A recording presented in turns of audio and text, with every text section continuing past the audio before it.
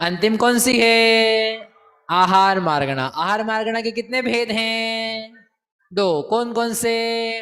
आहारक और अनाहारक। अब ये जो आहारक है, आई थिंक आहारक इज सिंपल, आप बस उदय योग्य प्रकृतियां गिना दो मुझे, है ना? कौन गिनाएगा? गुरुजी। लिखा है क्या? नहीं लिखा है। रोशन भैया लिखा है क्या? नहीं लिखा है। अरे आप लोग आउट कैसे हो जाते हो? एक बार आप मुझे वो करना पड़ेगा, पॉइंट्स टेबल मेंटेन करना पड़ेगी। बोलो। शुभांशु भैया लिखा है क्या? नहीं लिखा है। अनुराग जी? नहीं। सभी बाहर होते जा रहे हैं, सब लोग नीचे देख रहे हैं। देव। प्रियंका बहन ने लिखा है क्या? नहीं। मीनल जी, इनको दो।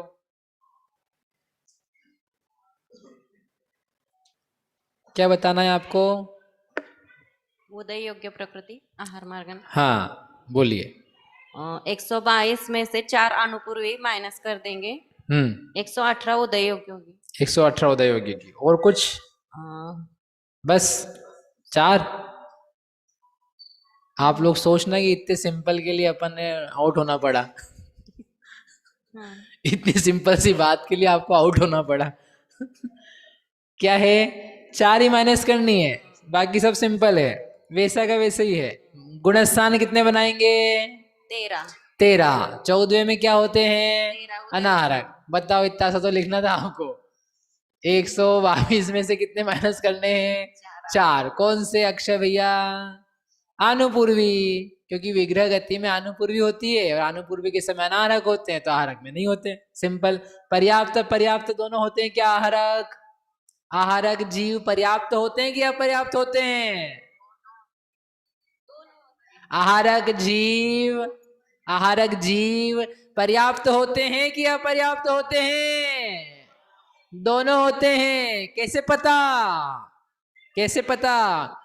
क्योंकि उदयोग्य प्रकृतियों में लिखा, माइनस किया है क्या? नहीं किया। मतलब क्या निकला? पर्याप्त भी होते हैं, अपर्याप्त भी होते हैं। सभी प्रकार के संस्थान सहनन वाले होते हैं, आहारक द्विक वाले भी होते हैं। ऐसे करके ये आहार मार्गणा सिंपल है, आप बना लेना। 13वें गुणस्थान में विच्छुत्ति की संख्या कितनी लिखेंगे? 42। बढ़िया। और यहाँ पर चौथे में लिखना है आपको 17 के स्थान पर 13। बढ़िया। अब ये थोड़ी सी डिफरेंट है। अनाहारक। निधि भाभी लिखा है अनाहारक? नहीं लिखा है। ज्योति भाभी? दो, ज्योति भाभी को दो।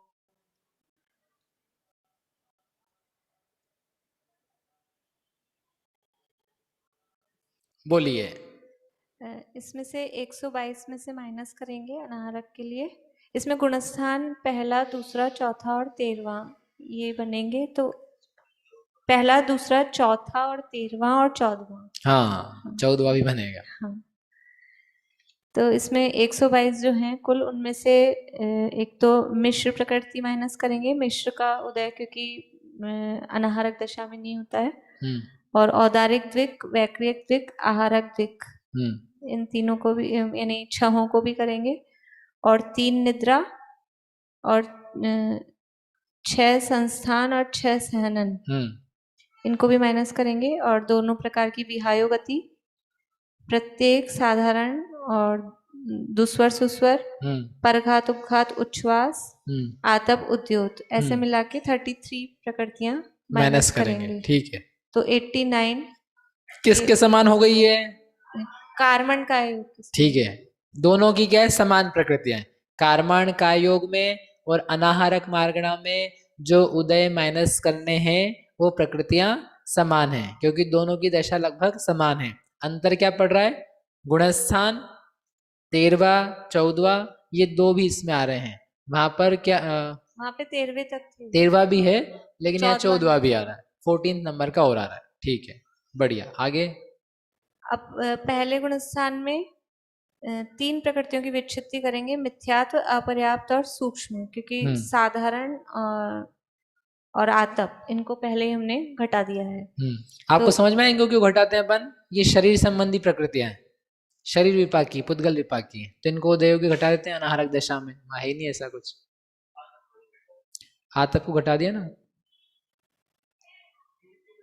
आतप जो है, आतप को लेते हैं जीव विपाकी में, राइट? आतप का नियम ये है ना, पर्याप्ति पूरी होने के बाद ये नहीं, वो अनाहारक में क्यों लिया ऐसा? विचार रहे थे, क्योंकि अनाहरक में आतप प्रकृति माइनस की है। माइनस कर दी है। और दो सम्यक प्रकृति और तीर्थंकर ये दोनों अनुदय में रहेंगी, 87 उदय योग की। दूसरे गुण स्थान में 9 जो होती हैं वो हैं ही, उसके साथ में श्रीवेद इसको भी विच्छिन्न में रखेंगे, विच्छित्ति में, तो 10 तो विच्छित्ति वाली हो गई। और अनुदय में 3 पहले की विच्छित्ति है, और सम्यक प्रकृति, तीर्थंकर प्रकृति और नारकानुपूर्वी, ऐसे ये मिलके हो गई हैं। नहीं, 3 नरक संबंधी 3, नरक गति, नरक गत्यानुपूर्वी और नरक आयु, ये तीनों ही माइनस करी। हाँ, ऐसे यहीं करके पे यहाँ पर एक्चुअली देखो, आप हमेशा अपन माइनस करते हैं केवल नरकानुपूर्वी, यहाँ पर नरक आयु को क्यों माइनस कर दिया? नरकानुपूर्वी को करते थे अकेले, तो ये एक्स्ट्रा नरक आयु क्यों डाल दी? क्योंकि नरक में सम्यक के सहित नहीं जाएगा, इसलिए वो अनाहारक नहीं होगा। तो पहले अपन नरक आयु माइनस नहीं करते थे सामान्य रूप में, ठीक है, गुण स्थानों में और अलग अलग जगह नहीं किया, लेकिन यहाँ पर आकर के माइनस कर लिया, ठीक है ना, सही किया वो। हम ये पूछना चाह रहे हैं कि ऐसा क्यों किया है? नहीं, ऋजुगति नहीं, नरक आयु के साथ में दूसरा तो बन सकता है ना, हाँ, लेकिन अनाहारक दशा में दूसरा नहीं बन सकता है, इसलिए नरक आयु को पहले नहीं लिया था। यहाँ पर अपन मार्गणा क्लॉज और जोड़ रहे हैं, तो मार्गणा क्लॉज में क्या है? अनाहारक, तो ऐसा नार की जो अनाहारक हो, तो वो कौन सा आएगा? वो जन्म लेता हुआ आएगा। तो क्या उस समय साधन हो सकता है किसी को? नहीं हो सकता है, तो इसलिए नरक आयु का आपको माइनस करना पड़ता है। समझ में कॉन्सेप्ट क्या कहना चाह रहा था? कि वो नरक आयु एक्स्ट्रा क्यों लिए, नरक गति क्यों लिए? क्योंकि वो हो ही नहीं सकती है। इसके अलावा इसमें अनाहारक मार्गणा में कोई दशा ही नहीं है, वहां पर अनाहारक आहारक दोनों टाइप के जीव होते हैं साधन में, तो आहारक की अपेक्षा से तो नरक गति नरक आयु चल जाएगी, लेकिन अनाहारक की अपेक्षा नहीं आ पाती, तो वो चीज यहाँ क्लियर हो गई, आहारक अनाहारक के भेद कर दिए हमने। तो इसलिए अनाहारक होने से और कोई ऑप्शन नहीं होने से यहाँ पर नरक गति और नरक आयु इन दोनों को भी क्या किया है? माइनस किया है ना, ठीक है। इसके बाद में ये 8 अनुदय में है, तो कुल उदय योगी 81। फिर चौथे गुणस्थान में जो चौथे गुणस्थान की है 17, उनमें से लेंगे 15, क्योंकि जो औदारिक दिक है, नहीं सॉरी वैक्रिक दिक है, वो हमने पहले ही माइनस कर दिया है। कहाँ माइनस कर दिया? उदय योगी प्रकृति में से घटा दिया था, ठीक है। इसके बाद में जो आगे के गुणस्थान है 5वें से लेके और 12वें तक, उनकी विच्छित्ति भी यहीं कराएंगे। तो 5वें की लेंगे 8 में से 7। एक कौन सी छोड़ी? एक उद्योत को पहले ही हमने उद्योत छोड़ दी, बढ़िया, कम कर दिया है। फिर छठे गुणस्थान की सारी जितनी भी थी वो पहले ही हमने हटा दी है, निद्राएं भी और आहारक भी, तो यहाँ 0 बराबर। 7वें गुणस्थान की 1 लेंगे, क्योंकि 7वें गुणस्थान में जो 3 सहनन है, तो 6 सहनन पहले हमने माइनस कर दिए, तो 1 केवल सम्यक प्रकृति बचेगी। बढ़िया। 8वें गुणस्थान की 6, 9वें गुणस्थान में 5 लेंगे, क्योंकि एक स्त्री वेद को दूसरे गुणस्थान में विच्छित्ति में कर दिया है, ठीक है। 10वें गुणस्थान की 1 और 11वें में भी 0 होंगी, क्योंकि वो संस्थान सहनन पहले ही हमने घटा दिए हैं।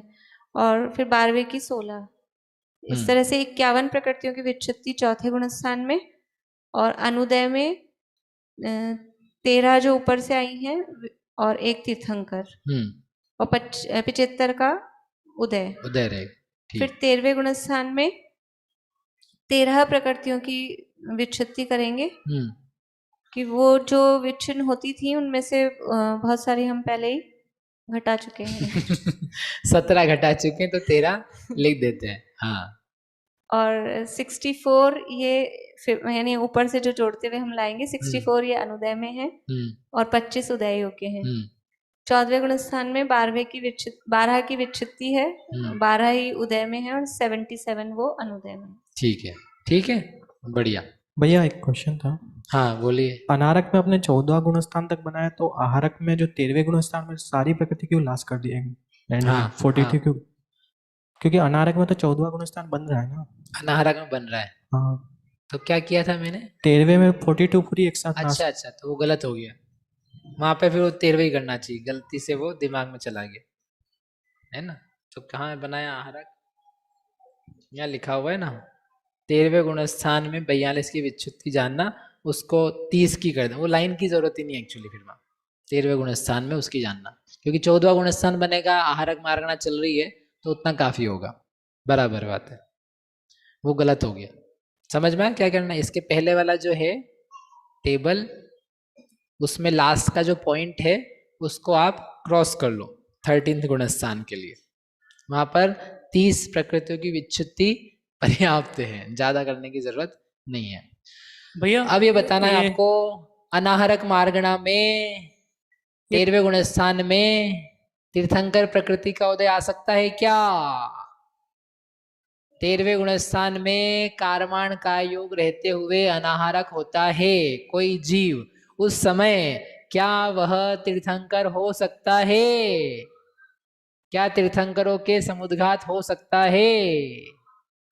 इससे ये मालूम पड़ेगा कि तीर्थंकर का समुद्घात हो सकता है, क्योंकि समुद्घात होते समय ही क्या होता है? क्या होता है? अनाहारक होता है। तो यदि अनाहारक हो रहा है कोई 13वें गुण स्थान में, इसका मतलब तीर्थंकर भगवान समुद्घात के साथ प्रक्रिया कर रहे हैं, अन्यथा उस प्रकृति को अनाहारक मार्गणा में हम उदय योग्य ही नहीं मानते, या मानते तो उसको अनुदय में डालते, 14 में डालते अकेला, 14 में सबको ही आना है तो वहां रखा जाता, लेकिन ऐसा नहीं किया है। उससे ये समझ में आता है तीर्थंकर के भी समुद्घात की संभावना है।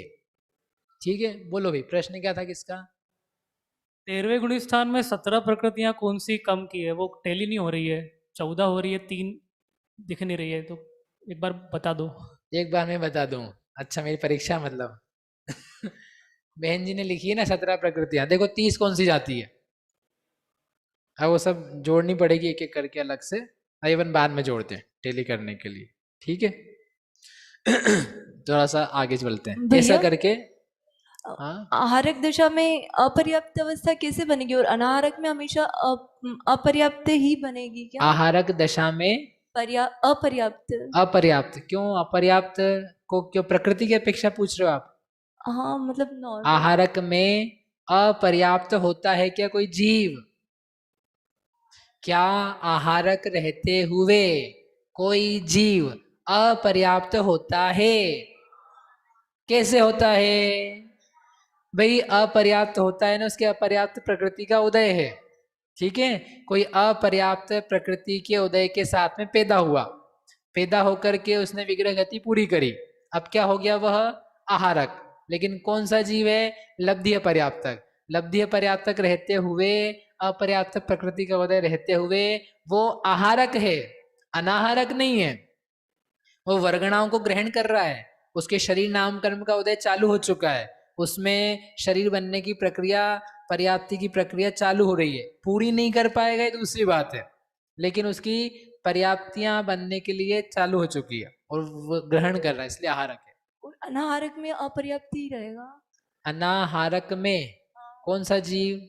मतलब सब गुण अनाहारक में भी जीव पर्याप्त होता है, अपर्याप्त होता है प्रकृति के उदय की अपेक्षा से, क्योंकि पर्याप्त प्रकृति का उदय कहाँ से चालू हो जाएगा? विग्रह गति में। अपर्याप्त प्रकृति का उदय कहाँ से चालू हो जाएगा? विग्रह गति में। जब वह अनाहारक है तब ही वह पर्याप्त है या अपर्याप्त है, क्योंकि यदि पर्याप्त प्रकृति का उदय है तो उसको हम क्या नाम देंगे? क्या नाम देंगे? पर्याप्त नाम देंगे। अपर्याप्त प्रकृति का उदय है तो क्या नाम देंगे? अपर्याप्त नाम देंगे। अब उसके शरीर की दशा से आप देखोगे तो अभी वो अपर्याप्त है ठीक है, अभी निवृत्ति अपर्याप्त रूप दशा से देखोगे तो शारीरिक दशा है, उसकी शक्ति योगों की पूर्णता नहीं है, उस तरफ से वो अपर्याप्त है, लेकिन उसकी कर्म प्रकृति की तरफ से नाम जो उसे मिल रहा है वो केवल पर्याप्त का मिल रहा है, यदि पर्याप्त कर्म का उदय है तो, और अपर्याप्त का यदि अपर्याप्त कर्म का उदय है तो। ठीक है, 17 बता दूं? आप बता दो, अभी अपन बाद में टेली कर लेंगे। हो गई, देखो हो गया, इतने से बढ़िया।